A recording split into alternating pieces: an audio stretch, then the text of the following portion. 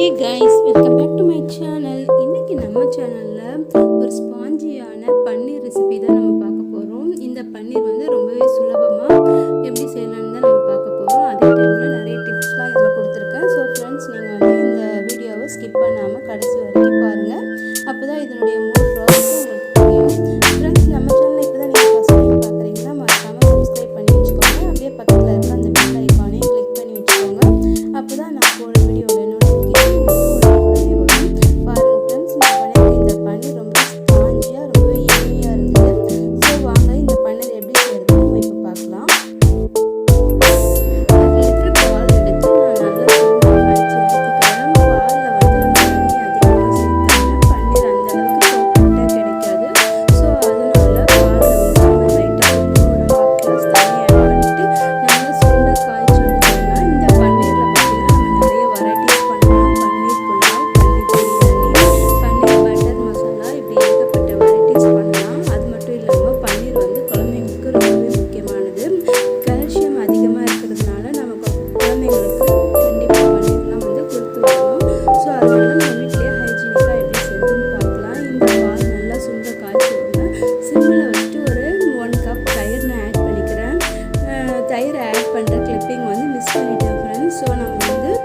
எலுமிச்சைப்பழமோ இல்லாட்டி வினிகரோ ஆட் பண்ணோம்னா வந்து ஒரு லைட்டாக ஒரு புளிப்பு சுவை இருக்கும். அதனால நீங்கள் வந்து இந்த மாதிரி தயிர் ஆட் பண்ணிங்கன்னு வச்சுக்கோங்க, உங்களுக்கு சுத்தமாக புளிப்பே இருக்காது. பன்னீரும் ரொம்பவே சாஃப்டாக இருக்கும். ஸோ இந்த டிப்ஸை நீங்கள் எல்லோரும் ஃபாலோ பண்ணிக்கோங்க. இப்போ இந்த பாலை வந்து நம்ம லைட்டாக காய்ச்சிட்டே இருக்கலாம். லைட்டாக திரிஞ்சு வரும், அதாவது பன்னீர் தனியாக அந்த தண்ணி தனியாக பிரிஞ்சு வரும். ஒரு மாதிரி ஒரு க்ரீனிஷ் கலரில், லைட் க்ரீனிஷ் கலரில் அந்த தண்ணி பிரிஞ்சு வரும்போது நம்ம வந்து ஸ்டவ் ஆஃப் பண்ணிக்கலாம். பாருங்கள், இந்த அளவுக்கு பன்னீர் நமக்கு பிரிஞ்சு வருதுன்ட்டு. பாருங்கள் ஃப்ரெண்ட்ஸ், இந்த அளவுக்கு நல்லா சூப்பராக பன்னீர் வந்து பிரிஞ்சு வந்துடும். ஸோ அந்த டைமில் வந்து நம்ம ஸ்டவ் ஆஃப் பண்ணி எடுத்துக்கலாம். பன்னீர் வந்து குழந்தைங்களுக்கு ரொம்பவே நல்லது ஃப்ரெண்ட்ஸ். அது மட்டும் இல்லாமல் டக்குன்னு இந்த ரெசிபிஸ் வந்து பண்ணிடலாம். பன்னீர் ரெசிபி குழந்தைங்களுக்கு மார்னிங் டைமில் இல்லை ஈவினிங் டைமில் நம்ம டிஃபன் ஏதாவது செஞ்சு கொடுத்தோம்னா இந்த பன்னீர் வச்சு நம்ம டக்குன்னு ஒரு ரெசிபி பண்ணிடலாம். ஸோ அந்தளவுக்கு வந்து பன்னீர் ரொம்பவே ஹெல்த்தியானது கூட. பாருங்கள், நல்லா பிரிஞ்சு வந்துடுச்சு. ஸோ இந்த டைமில் வந்து நம்ம ஸ்டவ் ஆஃப் பண்ணிக்கலாம். ஸ்டவ் ஆஃப் பண்ணிவிட்டு நம்ம கீழே இறக்கி வச்சிடலாம். கீழே இறக்கி வச்சுட்டு நல்லா ஆற விட்டுருங்க ஃப்ரெண்ட்ஸ். பாருங்கள் எந்த அளவுக்கு பிரிஞ்சு வந்திருக்குன்னு சொல்லிட்டு. நம்ம வீட்டில் செய்கிற இந்த பன்னீர் பார்த்திங்கன்னா ரொம்பவே ஹைஜீனிக்கானது. நம்ம வீட்டிலே செய்கிறதுனால நம்ம எந்த விதமான ப்ரிசர்வேட்டிவ்ஸும் அதில் ஆட் பண்ண மாட்டோம். ஸோ அதனால் நம்ம குழந்தைங்களுக்கு ரொம்பவே ஹெல்த்தியானது, ஹைஜீனிக்கானது. ஸோ ஃப்ரெண்ட்ஸ், நீங்கள் வந்து பன்னீர் வந்து அதிகமாக காசு கொடுத்து கடையில் வாங்குறத விட்டுட்டு இந்த மாதிரி நம்ம வீட்டிலையே செஞ்சோம்னா டக்குன்னு நம்ம திரிஞ்ச பாலில் கூட இது செய்யலாம். ஸோ ரொம்பவே ஈஸியான மெத்தட் தான்.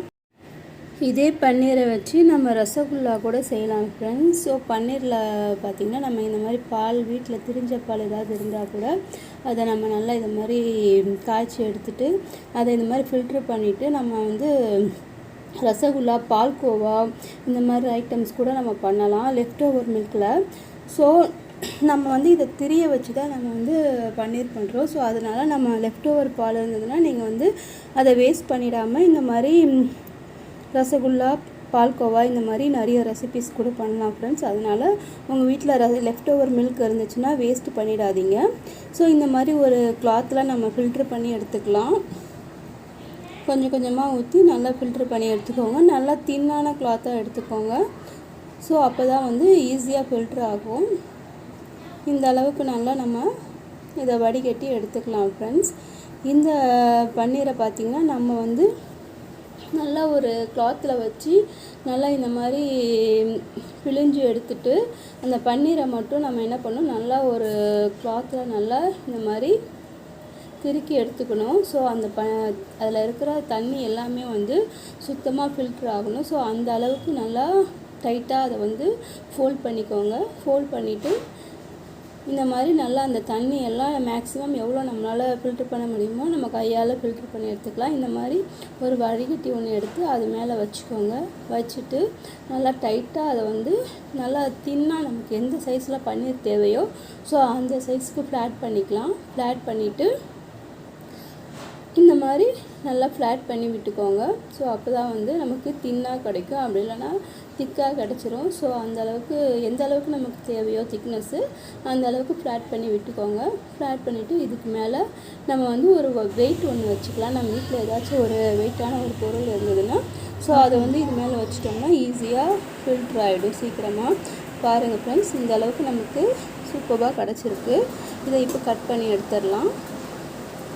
பாருங்கள், சுத்தமாக ஒரு துளி தண்ணி கூட இல்லை. ஒரு 2 hours நம்ம வச்சா போதும், எல்லா தண்ணியுமே வந்து சுத்தமாக ஃபில்ட்ரு ஆகிடும். ஸோ அதுக்கப்புறம் நமக்கு என்னென்ன ஷேப்பில் தேவையோ அந்த ஷேப்பில் நம்ம வந்து கட் பண்ணி எடுத்துக்கலாம். பாருங்கள் எந்த அளவுக்கு ஸ்பாஞ்சியாக இருக்குது, நம்ம கட் பண்ணும் போதே தெரியுது ரொம்பவே ஸ்பாஞ்சியாக இருக்குது. ஸோ இதை நல்லா நம்ம ஸ்கொயர் ஷேப்பில் க்யூப் ஷேப்பில் நம்ம இப்போ கட் பண்ணி எடுத்துக்கலாம். இந்த பன்னீர் பார்த்திங்கன்னா நம்ம உடனே கூட யூஸ் பண்ணிக்கலாம். அப்படி நமக்கு அதிகமாக செஞ்சு வச்சோம்னா நம்ம ஒரு ஏர்டைட் கண்டெய்னர் பாக்ஸில் போட்டு நம்ம ஃப்ரிட்ஜில் ஸ்டோர் பண்ணி வச்சோம்னா ஒரு 2 weeks வரைக்கும் நம்ம வந்து ஸ்டோர் பண்ணி வச்சுக்கலாம். ஸோ பாருங்கள் எந்த அளவுக்கு ஸ்பாஞ்சியாக வந்திருக்கு. பாருங்கள் ஃப்ரெண்ட்ஸ், ரொம்பவே ஸ்பாஞ்சியாக வந்திருக்கு நம்மளுடைய பன்னீர். ஃப்ரெண்ட்ஸ், இந்த ரெசிபி நீங்கள் வந்து வீட்டில் செஞ்சு பாருங்கள். வீட்டில் செஞ்சு பார்த்துட்டு உங்களோட ஃபீட்பேக்கை வந்து என்னோடய கமெண்ட் பாக்ஸில் வந்து சொல்லுங்கள். நம்ம சேனலை சப்ஸ்கிரைப் பண்ணிக்கோங்க. Thank you friends.